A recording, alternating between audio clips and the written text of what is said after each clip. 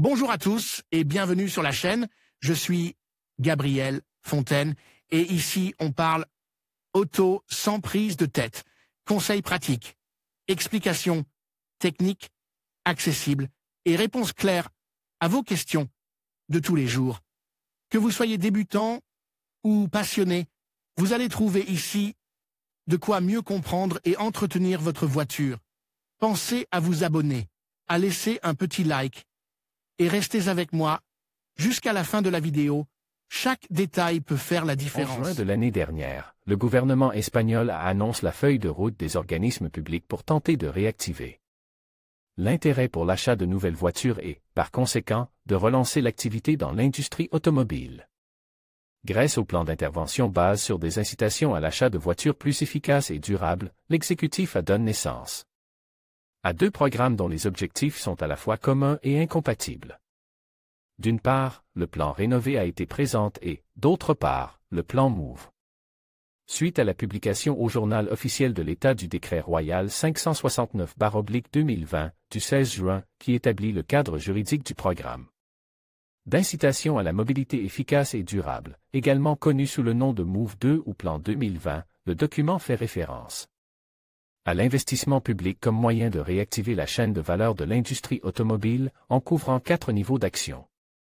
A. Action 1. Acquisition de véhicules à énergie alternative. B. Action 2. Mise en place d'infrastructures de recharge pour véhicules électriques. C. Action 3. Mise en place de systèmes de prêt de vélos électriques. D. Action 4. Mise en place de mesures de mobilité durable sur le lieu de travail. Ainsi, en ce qui concerne l'aide du plan MOVE pour l'achat de nouvelles voitures, la première chose à clarifier est de savoir quels véhicules seraient inclus dans le champ d'application de ce programme. En effet, parmi les premières conditions requises pour pouvoir demander les montants incitatifs, le RD 569/2020 annonce que, en ce qui concerne les voitures urbaines pouvant être incluses, il doit s'agir de voitures de tourisme M1, c'est-à-dire de véhicules à moteur ayant au moins 4 roues, conçus et fabriqués pour le transport de personnes et comportant, outre le siège du conducteur, un maximum de 8 places assises. Cela signifie que, dans un premier temps, les voitures citadines, en tant que groupe de véhicules plus petits s'adaptent à une utilisation principalement urbaine, pourraient bénéficier d'une aide, à condition qu'elles remplissent d'autres conditions. Voitures de ville éligibles aux subventions du plan MOVE.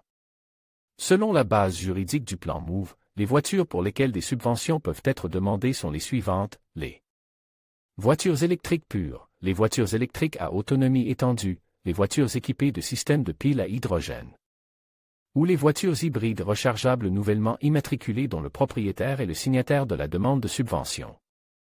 Ou, dans le cas d'une location ou d'un crédit-bail, la société de financement. Les voitures électriques ou à piles à hydrogène dont l'âge de la première immatriculation ne dépasse pas 9 mois entre la date de la première immatriculation et le dépôt de la demande de subvention, et à condition que le détenteur initial soit le concessionnaire, le point de vente ou le fabricant importateur qui vend la voiture au bénéficiaire final de la subvention. Outre la configuration du moteur, les citadines éligibles aux subventions du plan MOVE dépendront de l'autonomie électrique approuvée, ainsi que de l'inclusion ou non de la livraison d'une voiture, quelle qu'elle soit, pour autant qu'elle ait une longévité de 10 ans ou plus. Ainsi, les montants que les candidats au plan MOVE recevraient seraient les suivants: les voitures électriques et hybrides rechargeables, dont l'autonomie électrique est comprise entre 30 et 89 km recevraient 1 900 € ou 2 600 € si le demandeur de l'aide cédait pour destruction une autre voiture âgée de 10 ans ou plus. Les voitures électriques et hybrides rechargeables d'une autonomie supérieure à 90 km recevront 4 000 € si la vieille voiture n'est pas mise à la casse ou 5 500 € si elle est remise. Les voitures à piles à hydrogène recevront 4 000 € si la voiture n'est pas remise à la casse ou 5 500 € si elle est remise à la casse. Si l'on fait abstraction du fait que le catalogue des voitures à piles à hydrogène commercialisées en Espagne ne comprend que deux modèles, la Toyota Mirai et la Hyundai Nexo, et que ni l'un ni l'autre ne remplit les paramètres pour être qualifié de voiture urbaine, celles qui pourraient bénéficier d'une aide seraient, en théorie, reléguées aux voitures urbaines électriques ou hybrides rechargeables, avec une autonomie d'au moins 30 km en tant que véhicule à zéro émission. De cette manière, et en prenant comme référence les modèles que vous pouvez trouver dans le comparateur de prix de Carwow avec des réductions importantes, nous avons choisi les citadines suivantes qui peuvent bénéficier du plan Move car elles sont les plus intéressantes en termes de prix et de praticité dans le trafic métropolitain. Modèle à partir de Fiat 500 électrique 24 900 € comparé les offres Sitmi électrique 21 300 € comparé les offres Mini. Cooper S 34 200 € comparé les offres Peugeot E 208 32 250 € comparé les offres Smart Q Fortwo 24 450 € comparé les offres. Enfin, suite à l'annonce officielle par le gouvernement espagnol du plan Move 3, les aides du nouveau programme seront destinées à l'acquisition de véhicules électrifiés, avec un montant maximum de 7 000 €, dans le cas de la mise au rebut d'une autre voiture. De plus de 7 ans, pour chaque demande, il est possible que la nouvelle demande modifie n'importe lequel des points décrits ci-dessus.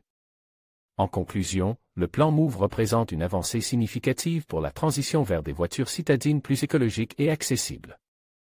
En soutenant l'acquisition de véhicules électriques et en favorisant les infrastructures de recharge, ce plan contribue à réduire les émissions de CO2 et à améliorer la qualité de l'air dans nos villes. Il est essentiel que chacun d'entre nous prenne conscience des avantages de ce programme et envisage de faire le choix d'une mobilité durable. Ensemble, nous pouvons construire un avenir plus vert pour nos sites. Merci de votre attention et à bientôt pour de nouvelles informations sur la mobilité durable.